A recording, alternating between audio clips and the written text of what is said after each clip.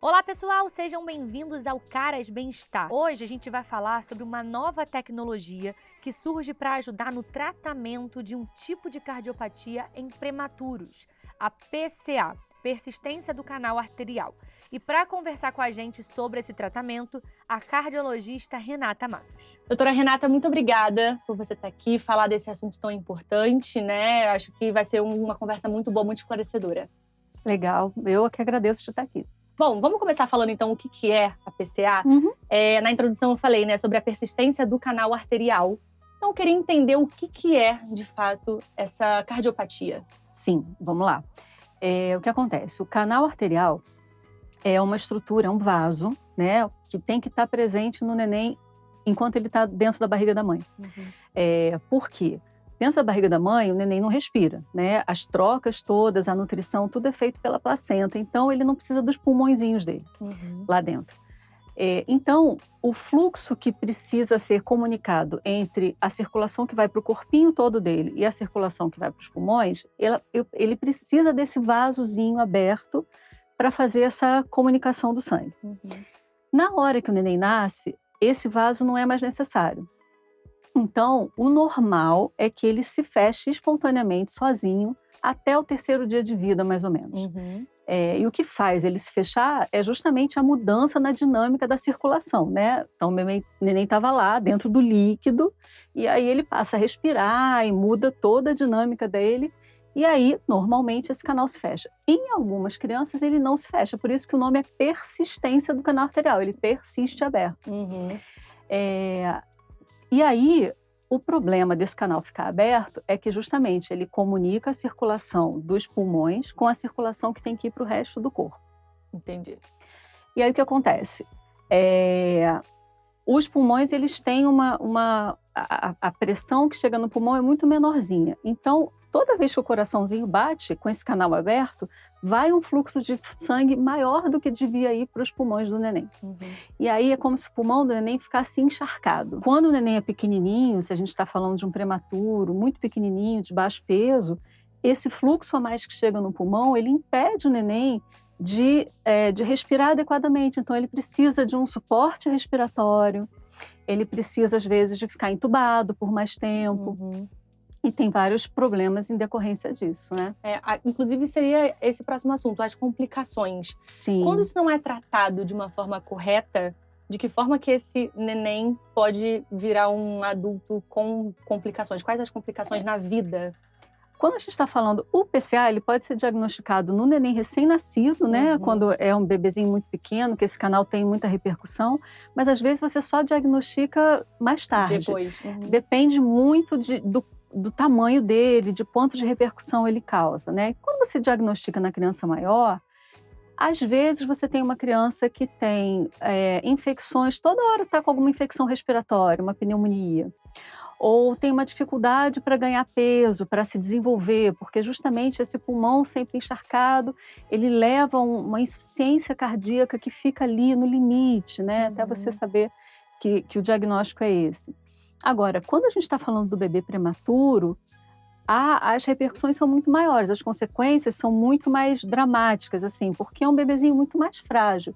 Então, a gente tem essa fisiologia, né, essa causa que é justamente do pulmão encharcado, entre aspas, e aí ele precisar de muito suporte respiratório. E, por outro lado, esse fluxo que está indo para o pulmão está sendo roubado do resto da circulação. Então, ele pode ter problemas nos rins, nos intestinos, porque eu tenho menos fluxo chegando nessas áreas.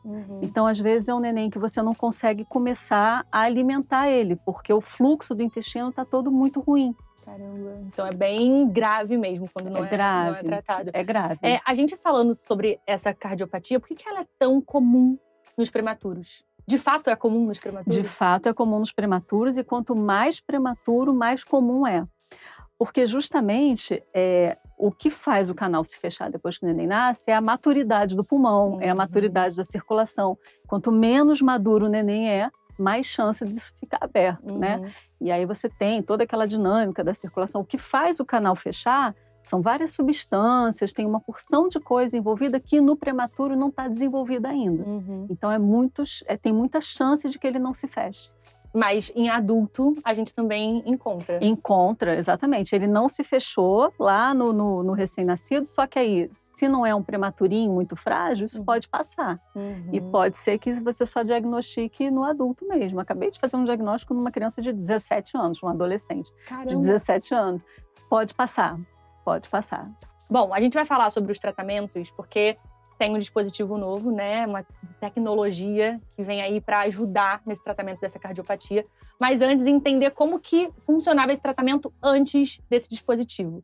Me fala o processo inicial do tratamento com os medicamentos. Então, de novo, falando do recém-nascido, né? Quando você diagnostica esse canal aberto no recém-nascido, e você, na UTI neonatal, né, o pessoal os médicos neonatologistas, eles veem tanto pelo exame físico do neném, pela clínica, quanto pelo ecocardiograma que se faz na UTI neonatal, que o canal está aberto, e aí tem algumas características, o tamanho dele, o quanto que ele está causando de repercussão no coração.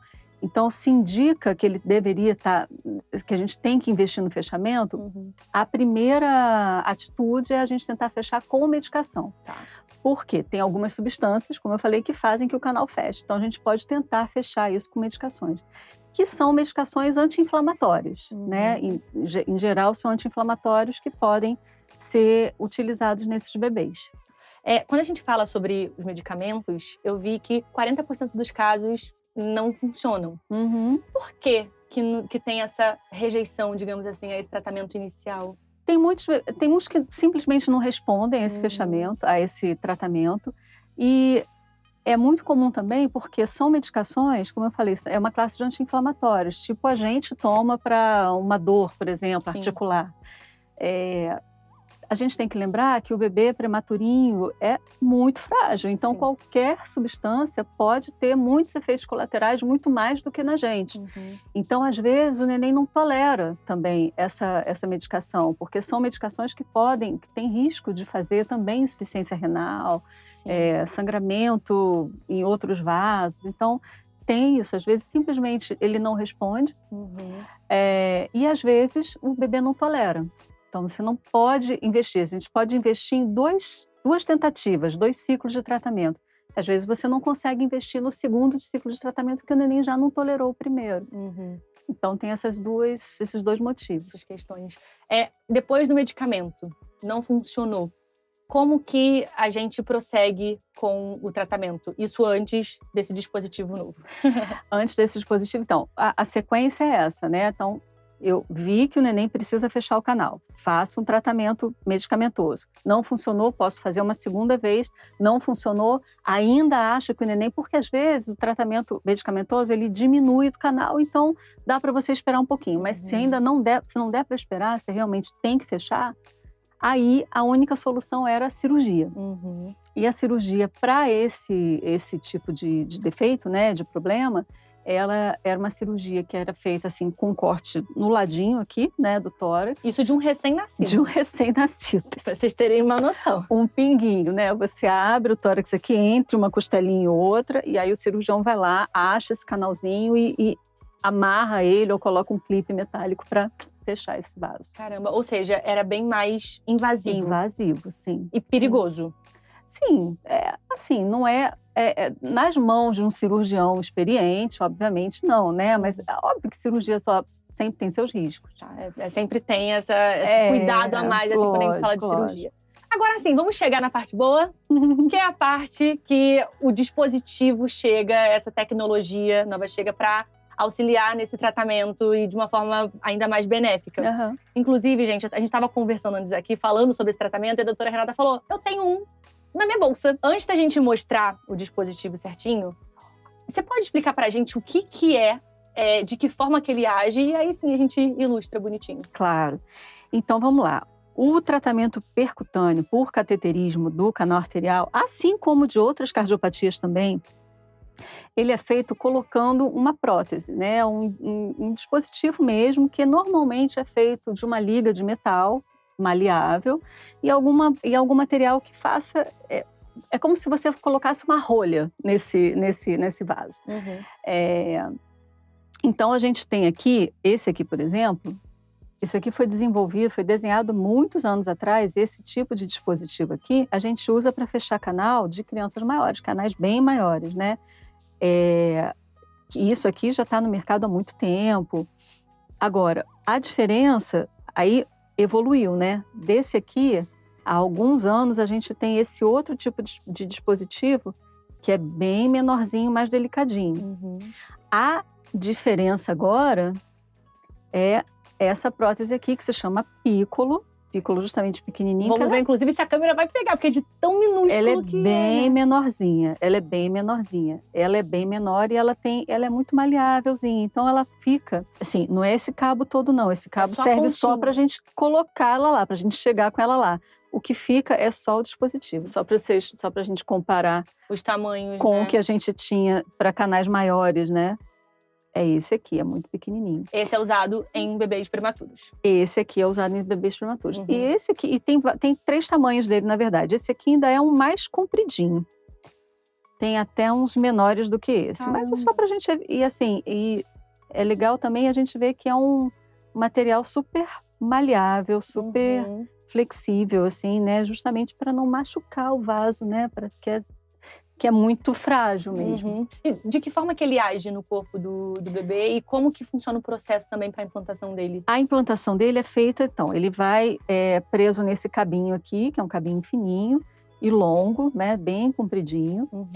O que a gente faz é puncionar, né, pegar com uma agulhazinha, pegar uma veiazinha que passa na virilha do neném, a veia femoral. E a partir dessa veia, por dentro de toda a circulação do neném, a gente chega até esse canal. Isso é feito guiado por ecocardiograma e também numa sala de hemodinâmica que a gente consegue ver no raio-x, né? O cateterismo é feito assim, o catéter vai progredindo, a gente vai olhando o caminho dele no raio-x. Quando a gente chega nesse canal, esse dispositivo que está preso nesse cabo, a gente posiciona no canal. E aí esse cabo é desenroscado e o dispositivo fica preso lá dentro. Então, como eu falei, ele faz como se fosse uma rolha, né? Ele fica posicionado, ocupando o canal, e aí para de passar fluxo por ali. Entendi, ele fecha praticamente. Fecha, exatamente. E aí o que acontece é que o corpo ele vai cicatrizando e se desenvolvendo ao redor desse dispositivo. Isso é uma dúvida que muita gente tem. Precisa trocar? Não precisa trocar. Ele fica lá desse tamanho para sempre. O corpo para de passar fluxo, então aquilo involui e o resto vai crescendo normalmente. Que legal, nossa, muito bom mesmo. E é bom porque você não precisa de uma cirurgia tão invasiva assim como era antes, ainda mais num bebezinho prematuro, né? Exatamente. Quando a gente fala de bebê prematuro e sobre esse novo dispositivo, a gente fala de todos os bebês? Tem um peso ideal? Como que funciona? O limite que está sendo colocado, até que é o que vai sair no SUS, é um limite bem razoável. Na verdade, até o limite de bula desse dispositivo, o menor peso possível são 700 gramas. Então, imagina, uma coisa bem pequenininha. E com pelo menos 3 dias de vida. Por quê? Antes desses 3 dias de vida, pode ser que esse canal se feche sozinho. Então, não tem por que você intervir. Então, você espera esses 3 dias de vida, aí você vê se realmente... Na verdade, a gente vai passar mais tempo, porque você vai fazer o tratamento medicamentoso e tudo mais. E o peso máximo que vai... Na verdade, a gente pode, no privado, a gente pode colocar essa prótese, ela pode ser colocada em qualquer canal que seja pequenininho e que precise ser fechado. Mas, para bebês recém-nascidos, o peso máximo estipulado vão ser 3 quilos. Então, é isso. É um bebê que está ali precisando... dessa ajudinha para poder ganhar peso ou sair do respirador. Está se desenvolvendo ainda, né? Você falou do SUS, queria entender de que forma que esse dispositivo está sendo implantado no Sistema Único de Saúde. Ainda está em processo? Já está aí para o pessoal utilizar? Como que está esse processo? Então, esse processo ainda está acontecendo.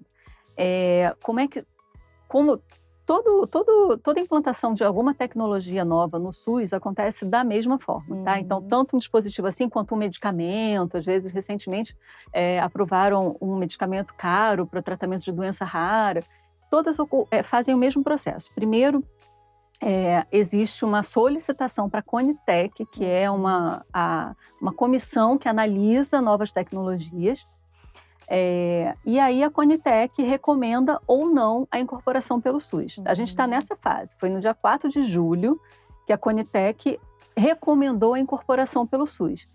O que isso quer dizer? Que foram feitos vários estudos e que se pesou o custo-benefício dentro do SUS, né, dentro do Sistema Único de Saúde, da aprovação do uso dessa tecnologia em comparação com o que já tinha, que era a cirurgia, no caso, que se recomendou a incorporação. Aí, a partir dessa recomendação positiva, aí tem todo um processo do Ministério da Saúde para sair exatamente quais vão ser os parâmetros para isso ser utilizado no SUS. Então, peso mínimo, peso máximo, quanto que vai custar, qual o custo para o SUS, quanto que um hospital que atende o SUS pode pagar por essa tecnologia, tudo isso ainda está em fase de ser desenhado. Mas a recomendação positiva já foi uma grande vitória. Muito bom. Já foi aprovada, digamos assim. Já foi aprovada. Agora, assim, tem que se desenhar como é que vai ser feito, mas vai ter que ser feito. É isso. A gente precisa, né? Porque, poxa, acho que tem que ser acessível para todo mundo mesmo. Precisa, com Ainda mais certeza. fazer um nenenzinho prematuro, pequenininho, passar por uma cirurgia. E, enfim, eu acho que tem que dar todas essas possibilidades para todas as pessoas. Com certeza. Bom, doutora Renata, a gente está chegando no finalzinho da nossa entrevista. Queria te agradecer, primeiro, por esclarecer as nossas dúvidas, trazer essa novidade, essa tecnologia aqui pra gente, porque eu acho que muita gente não sabe. E queria que você deixasse o seu Instagram, as suas redes sociais, para as pessoas também estarem a par do que vem acontecendo na saúde, principalmente quando a gente fala sobre cardiologia, por favor. Tá legal, obrigada. Foi um prazer, eu acho que a gente divulgar tecnologias novas, especialmente de tratamento percutâneo, que é a minha paixão, eu estou sempre ao dispor para isso. É suspeita para falar, né? Nossa, eu sou muito apaixonada por isso.